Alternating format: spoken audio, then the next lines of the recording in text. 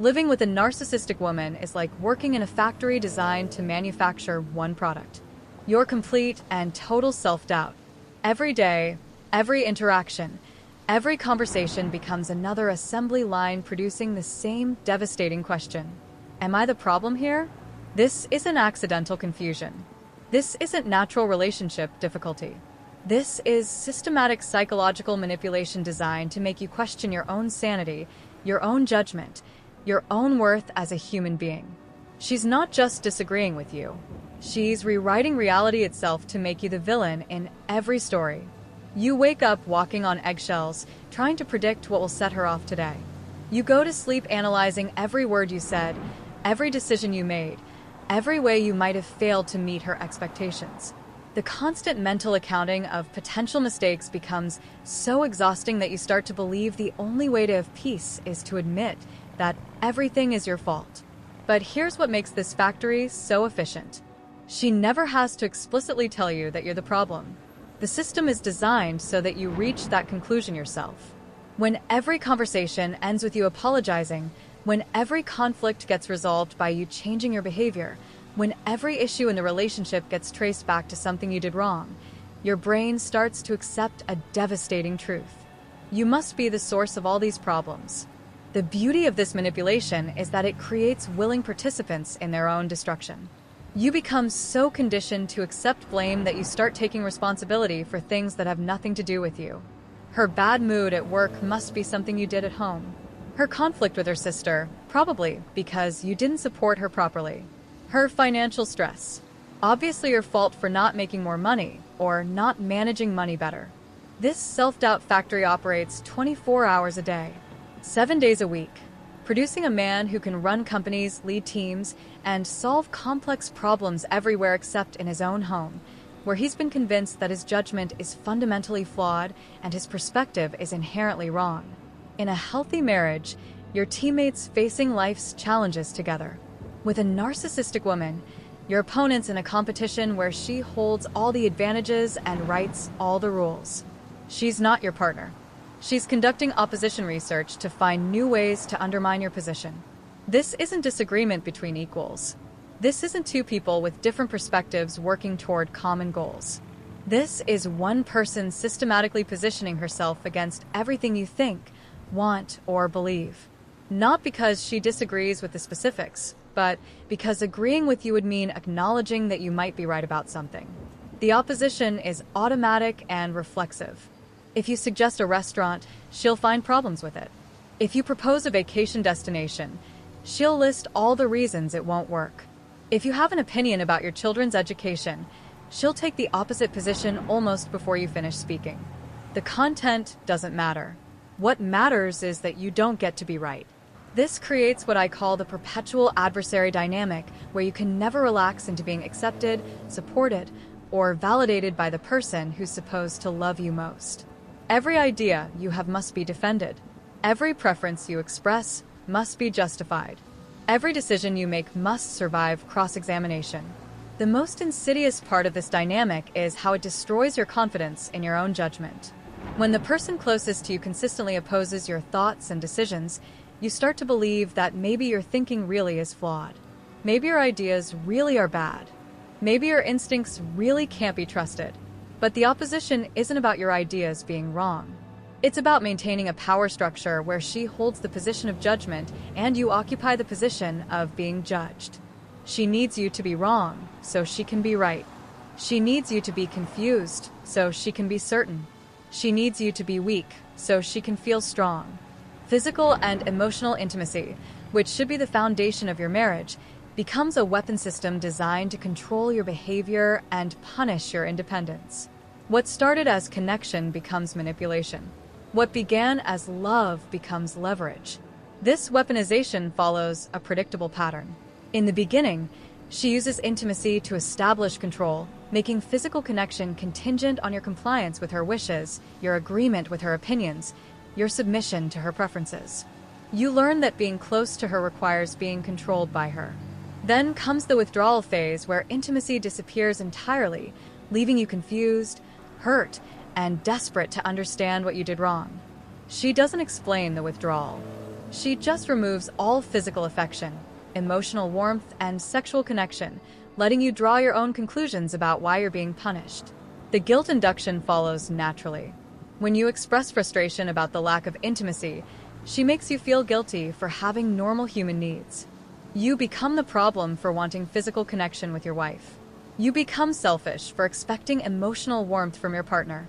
You become demanding for thinking that marriage should include regular physical affection. This creates what psychologists call approach avoidance conflict, where you simultaneously crave and fear intimacy with your own wife. You want connection, but you know that wanting it will be used against you. You need affection, but you've learned that needing it makes you weak and selfish in her eyes. The result is complete isolation within your own marriage. You can't get intimacy when you want it, and you can't want intimacy without being made to feel guilty about it. You become emotionally and physically starved while living with someone who's supposed to be your closest companion. The most devastating part is how this isolation extends beyond the marriage itself. You can't discuss these issues with friends without feeling embarrassed. You can't seek support from family without seeming like you're complaining about normal marriage challenges. You become completely alone with problems that you're not even sure you're allowed to have. A narcissistic woman understands that your friends and family represent a threat to her control because they might help you recognize that your treatment isn't normal, acceptable, or healthy. So, she systematically eliminates your support system through a process that seems reasonable on the surface, but is devastatingly effective in practice. The elimination starts with seemingly valid concerns about specific friends. He drinks too much. He's a bad influence. He doesn't respect your marriage. She's too focused on partying. She's jealous of your relationship. For each friend, she develops a customized argument for why that person is problematic for your life. But here's the pattern you don't notice until it's too late. Every friend is problematic for different reasons, but every friend needs to go. The party animal is bad because he encourages irresponsible behavior. The successful friend is bad because he makes you feel inadequate. The married friend is bad because he gives you unrealistic expectations. The single friend is bad because he doesn't understand marriage. Meanwhile, her friends are wonderful, supportive, and essential to her well-being. When you express concern about her friends, maybe they encourage her to complain about you. Maybe they create drama in your relationship. Maybe they take up time you'd like to spend together. You're being controlling, insecure, and unreasonable. This creates a social double standard where she maintains full access to outside support and validation while you become increasingly isolated from anyone who might provide perspective on your situation. Your world shrinks until she becomes your primary source of social interaction, emotional feedback, and reality testing. The isolation serves multiple functions in the control system. It prevents you from getting outside perspective that might help you recognize manipulation.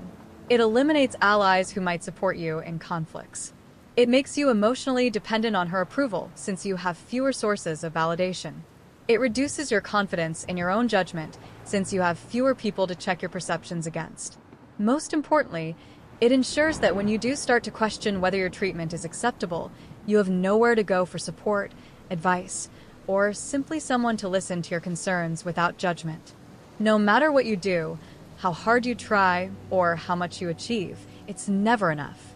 Not just not quite enough or good effort, but could be better. Never enough. Period. This isn't about high standards or pushing you to be your best self. This is about maintaining a system where satisfaction is permanently out of reach. The dissatisfaction engine operates on multiple levels simultaneously. At work, no amount of success translates to pride in your accomplishments. You should have gotten it sooner.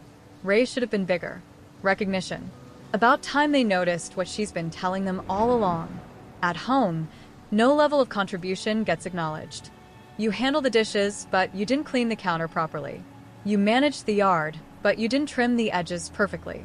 You fixed something around the house, but you took too long to do it or didn't do it exactly the way she would have done it. With the children, no amount of involvement makes you a good father. You're either too strict or too permissive, too involved or too distant, too focused on fun or too serious about discipline. The specific criticism doesn't matter. What matters is that your parenting is always somehow inadequate. This systematic dissatisfaction serves a crucial function in the control system. It ensures that you never feel secure enough in your contributions to stop trying harder. You can never relax, never feel proud of your efforts, never believe that you've done enough to earn peace, appreciation, or simple acknowledgement. The engine is designed to keep you in a permanent state of trying to prove your worth, trying to earn her approval, trying to finally do something right enough to receive the validation that never comes.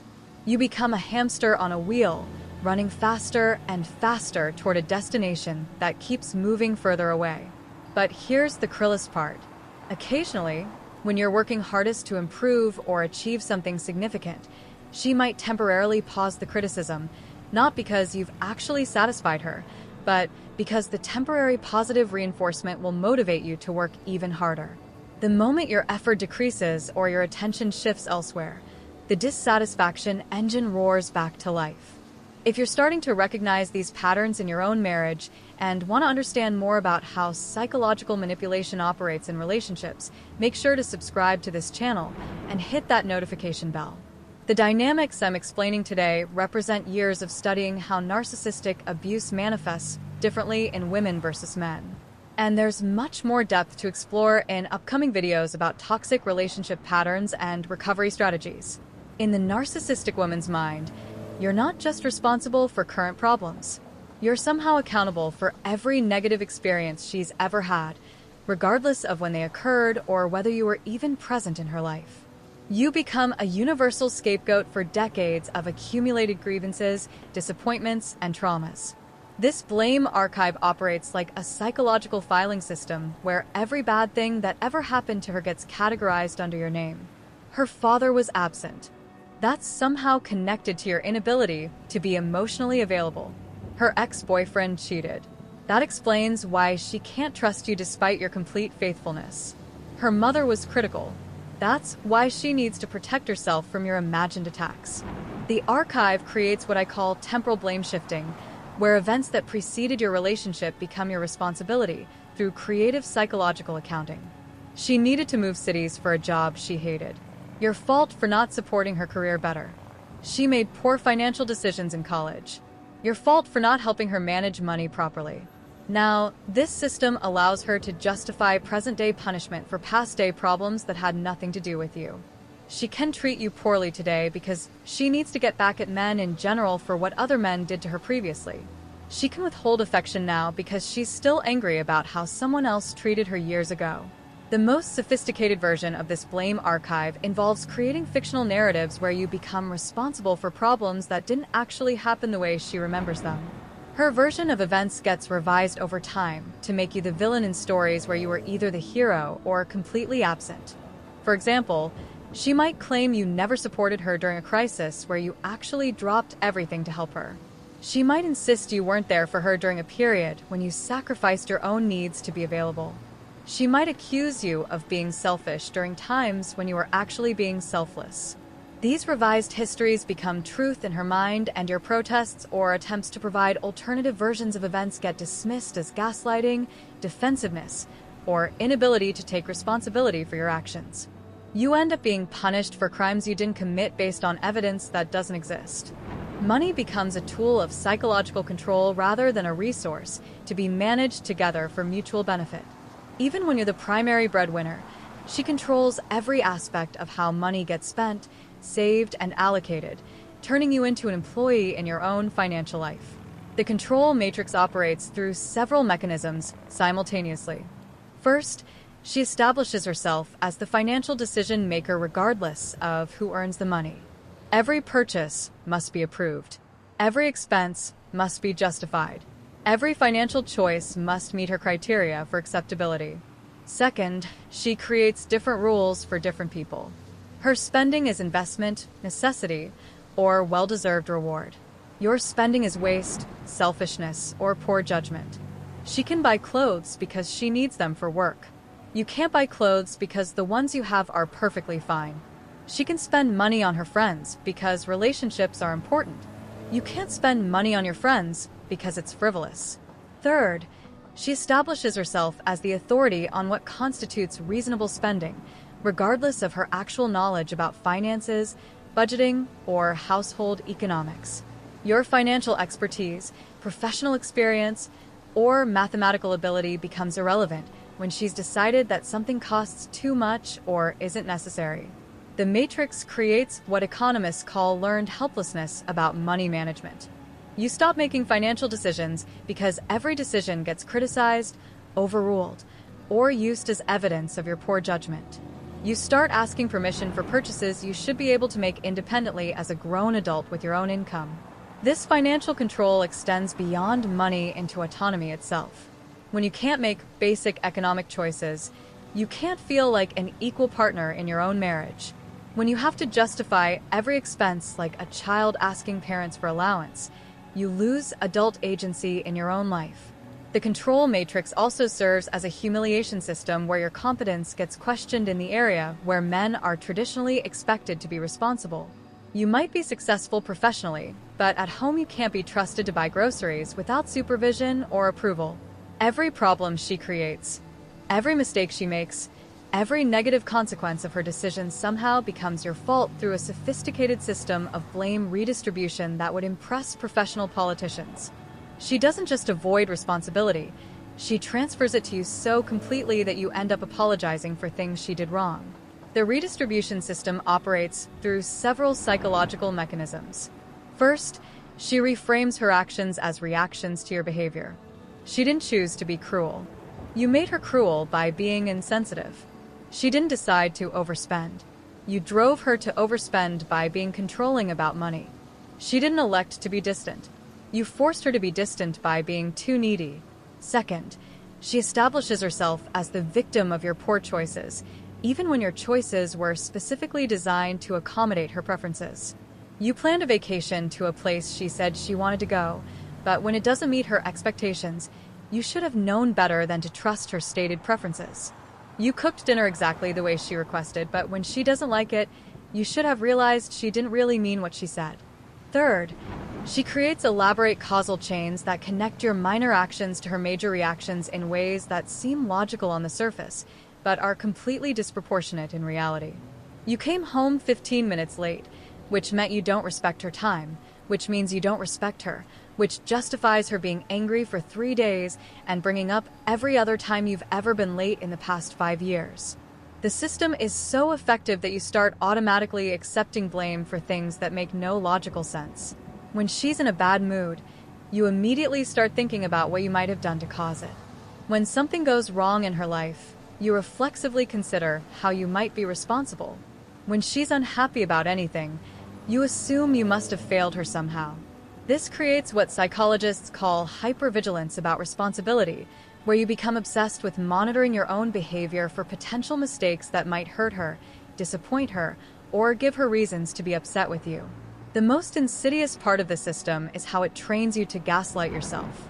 You know logically that you didn't cause all these problems, but the constant blame redistribution makes you doubt your own perceptions and accept responsibility for things that weren't your fault. Perhaps the most disturbing aspect of living with a narcissistic woman is the gradual realization that there's nothing behind her eyes. Not anger, not sadness, not even hatred, just emptiness. You're married to someone who looks human, but lacks the essential emotional components that make relationships possible. This void manifests in her complete inability to feel genuine remorse when she hurts you. Not defensive justification of her actions, not anger at being called out, not even fake apologies designed to manipulate you, just nothing. She can say or do things that devastate you and feel absolutely no emotional consequence for the pain she's caused. The void also appears in her inability to understand why you have emotional reactions to anything. When you're hurt by her behavior, she responds with genuine confusion about why you would feel hurt. When you're excited about something, she can't access any enthusiasm or shared joy. When you're worried about something, she has no capacity for comfort or support. Having conversations with someone who lacks emotional depth is like talking to a sophisticated mirror that reflects your words back without understanding their meaning. She can repeat the right phrases, make the appropriate responses, and even simulate caring, but there's no genuine emotional connection happening. This emotional absence creates profound isolation even when you're physically together. You can be in the same room having a conversation, sharing your day, and feel completely alone because there's no one actually receiving what you're sharing. Your words disappear into a void where emotions go to die. The void also explains why nothing you do to improve the relationship makes any lasting difference. She can't appreciate your efforts because appreciation requires emotional depth. She can't reciprocate your love because reciprocation requires emotional availability. She can't change her behavior because change requires emotional motivation. Living with this void changes you in ways that are difficult to reverse. You stop sharing excitement because it never gets reflected back. You stop expressing hurt because it never gets acknowledged. You stop trying to connect emotionally because connection is impossible with someone who doesn't have emotions to connect with. The ultimate weapon in her psychological arsenal is the constant threat of leaving. Not as a genuine intention to end the marriage, but as a tool to maintain control through fear of abandonment. These threats become so routine that you develop a conditioned response of anxiety and submission whenever she mentions divorce. The threat system operates on the principle that men fear abandonment more than they fear conflict. So, the possibility of her leaving becomes more powerful than any argument she could make. Instead of convincing you that she's right, she just has to convince you that being wrong means being alone. These threats come in waves, usually during periods when you're asserting independence, questioning her behavior, or showing signs of developing backbone. The moment you start acting like an equal partner instead of a subordinate, she reminds you that she has the power to destroy your life by leaving. The threats aren't random emotional outbursts. They're calculated psychological warfare designed to erode your sense of security and train you to avoid any behavior that might trigger her displeasure. You learn to anticipate these threats and modify your behavior to prevent them, giving her veto power over your entire personality. Over time, the threats become normalized to the point where you don't even consciously register them as threats anymore. Maybe I should just leave becomes background noise in your marriage, but your nervous system still responds with stress, anxiety, and immediate efforts to appease her and restore stability. The system is particularly effective because it exploits men's tendency to want to fix problems rather than end relationships. Every threat becomes a challenge for you to solve by being better, trying harder, or changing more completely. You never consider that the threats themselves are the problem that needs to be addressed. The abandonment threat system also prevents you from setting boundaries or asserting your own needs because any pushback on your part gets met with the ultimate pushback on her part. The suggestion that maybe you'd both be better off apart. All of these psychological manipulation tactics create what experts call trauma bonding, a psychological attachment that forms when someone alternates between abuse and intermittent positive reinforcement. This isn't love, but it feels stronger than love because it's rooted in survival psychology, rather than healthy attachment. The trauma bond explains why you can't just leave despite recognizing that your marriage is destroying your mental health, your self-esteem, and your overall well-being. Your nervous system has become addicted to the cycle of tension, conflict, resolution, and temporary peace that defines your relationship. The bond is strengthened by the intermittent reinforcement schedule she employs. Occasional moments of kindness, rare expressions of appreciation, brief periods of normal behavior that give you hope that the real her is still accessible. These positive moments become psychologically precious because they're so rare. Your brain interprets the occasional relief from psychological abuse as evidence that the relationship can work, that she can change, that you just need to try harder or be better to access the loving partner you know exists somewhere inside her. The trauma bond also explains why advice from friends and family feels irrelevant or impossible to follow. They see your situation clearly and wonder why you don't just leave, but they don't understand that you're not making decisions based on logic anymore. You're responding to deep psychological programming that equates leaving with death. Breaking trauma bonds requires professional help because the psychological mechanisms involved operate below the level of conscious decision. You can understand intellectually that your marriage is unhealthy while being completely unable to take steps to protect yourself from ongoing psychological damage. Understanding that you're married to a narcissistic woman is the first step toward reclaiming your sanity, but it's only the first step. Recovery from this kind of psychological abuse requires systematic effort to rebuild your sense of reality, restore your confidence in your own judgment, and develop the skills necessary to protect yourself from ongoing manipulation. The most important thing to understand is that none of this is your fault. You didn't create this situation. You didn't deserve this treatment, and you can't fix her through better behavior on your part. Narcissistic abuse is a deliberate system of control that would damage anyone subjected to it consistently over time. Recovery starts with rebuilding your connection to reality through external validation of your experiences. This means talking to therapists, counselors, or other professionals who understand narcissistic abuse and can help you distinguish between normal relationship problems and systematic psychological manipulation. It also means reconnecting with friends and family members who can provide perspective on your situation and remind you of who you were before this relationship consumed your identity. The isolation that narcissistic abuse creates needs to be actively counteracted through deliberate relationship, building with people who support your well-being. Most importantly, recovery means learning to trust your own perceptions again instead of constantly second-guessing your judgment, your memory, and your right to have needs, boundaries, and expectations in your marriage. If this analysis has helped you recognize patterns in your own marriage that you've been struggling to understand, subscribe to this channel for more insights into the psychology of narcissistic abuse and recovery strategies. Hit that notification bell, because understanding these dynamics could be the first step toward reclaiming your life and your sanity. Share this video with any man who might be suffering in silence, thinking that his marriage problems are normal or that he's somehow responsible for the psychological warfare he's experiencing. The goal isn't to demonize women or suggest that all relationship problems involve narcissistic abuse. The goal is to help men recognize when they're experiencing systematic psychological manipulation disguised as marriage, and to understand that they deserve better than a relationship that requires them to disappear in order to function. You're not the problem. You're not responsible for her emotional state, her happiness, or her behavior toward you. You deserve to be treated with respect, kindness, and basic human dignity by the person who promised to love you for better or worse. Recovery is possible, but it requires recognizing that some relationships are so toxic that the only winning move is not to play. Sometimes the most loving thing you can do for yourself and everyone involved is to refuse to participate in a system designed to destroy your soul one small compromise at a time.